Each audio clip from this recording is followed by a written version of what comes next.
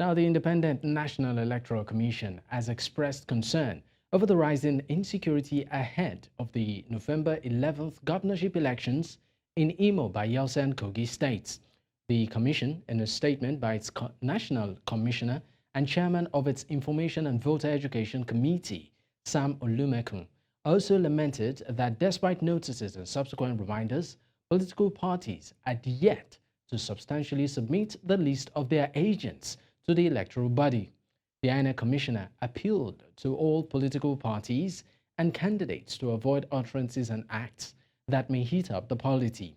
He noted that the Commission will continue to closely monitor the situation and sustain its engagement with security agencies and stakeholders to ensure peaceful conduct of elections in the three states. Now, the presidential candidate of the People's Democratic Party, PDP, in the 2023 general elections, Atiku Abubakar, has filed new documents against President Bola Tinubu before the Supreme Court.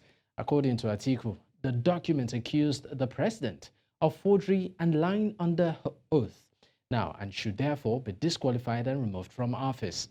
The evidence filed by the former vice president was the academic records of Tinubu, which were handed over to him by the Chicago State University on Monday, following the order of an Illinois court in the United States of America instructing the institution to release the academic records as requested by Atiku. The People's Democratic Party candidate had requested the documents for use in Nigerian courts to support his argument that Tinubu forged a certificate he claimed to have obtained from the CSU in 1979 and submitted to the country's electoral body, the Independent National Electoral Commission, for the 2023 presidential elections. To further discuss this, I am being joined by a legal analyst, Gloria Mabeiam Ballason, and of course, she's the CEO of House of Justice. Thank you so much for your time, Gloria. If you can hear me, how significant are these allegations of certificate forgery against Atiku, and what impact do they have on his political career? Gloria, if you can hear me, please kindly unmute your device.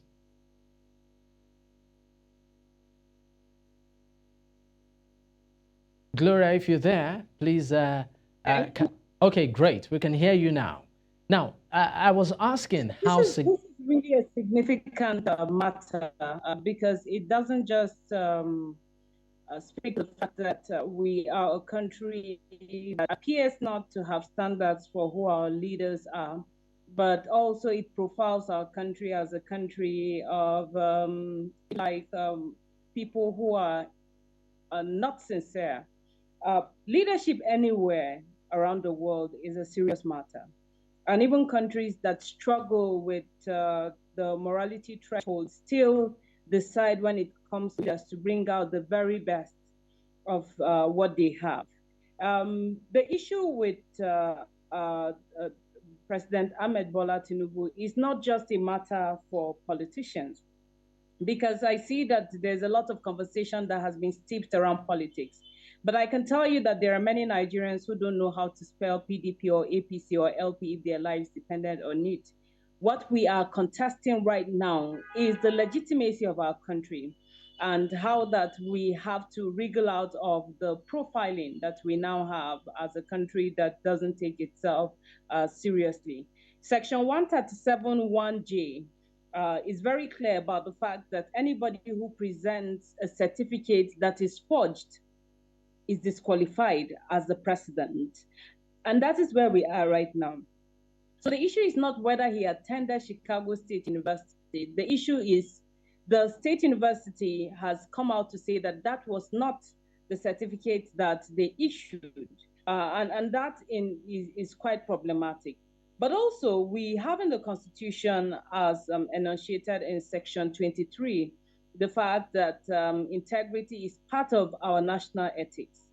And if we're going to have a president that does not uphold this ethics or does not believe in it, it becomes quite problematic. So it is heartwarming that we have Alhaji Atiku Abubakar Atiku now raising this issue. But I also think that it is important for Nigerian citizens themselves to wade into the matter, whether it is in the court of public opinion or even in the courts, to say we cannot afford to have leadership that is shrouded in matters that doesn't depict the leader as being a person of integrity. And the Constitution has to be consistent at all times. If the Constitution says, as it does say, that anybody who presents a forged certificate should be disqualified, then that should be the position of the law. Okay, now, Gloria, let's backtrack a bit. If we are to go, say, pre-election times, isn't INEC supposed to have done some sort of a due diligence at first concerning credentials being presented, or is it outside the jurisdiction of INEC itself? You know, we have quite a lot of challenge. To answer your question pointedly, this shows failure on the side of INEC. Because these were supposed to be checks that ought to have been done. But also the security service has the duty of ensuring that those who stand for elections are cleared of any form of criminal records. And this is something also that shows that due diligence was not carried out.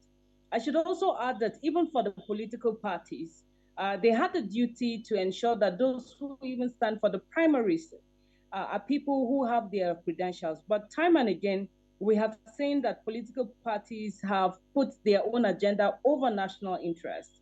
We have also seen that INEC does have a challenge of being independent and being able to do the work. The work of INEC is not just to count for votes, it's also to account for votes.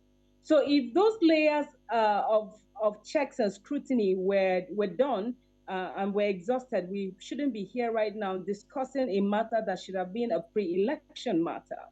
Because no one who even has a forged certificate should be allowed to have gone through the process up until the point of standing for elections and Nigerians going out all there to cast their votes when these issues have not been decided. So INEC has not done enough of what its duty is, and that also means that Nigerians and the entire process needs to put more effort at ensuring that INEC is not just there to just go through the rite of passage, but that as an institution that has been saddled with the job of ensuring accountability for votes and accountability for the process, that they do their job as described.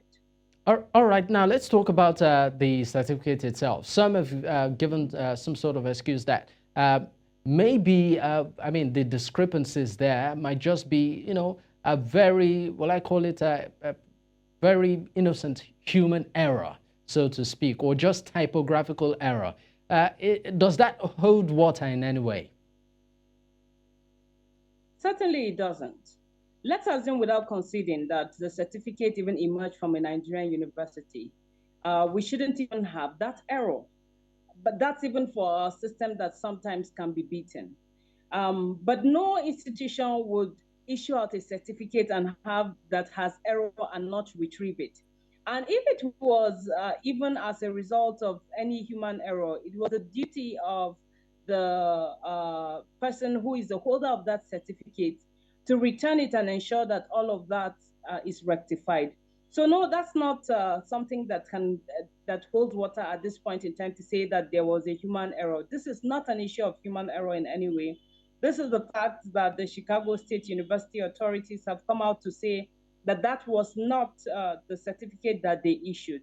And having categorically stated that, that is the position. We cannot rely on conjectures and assumptions now because CSU has spoken, they have stated their position, and that is what matters. Thank you so much for your time, Gloria.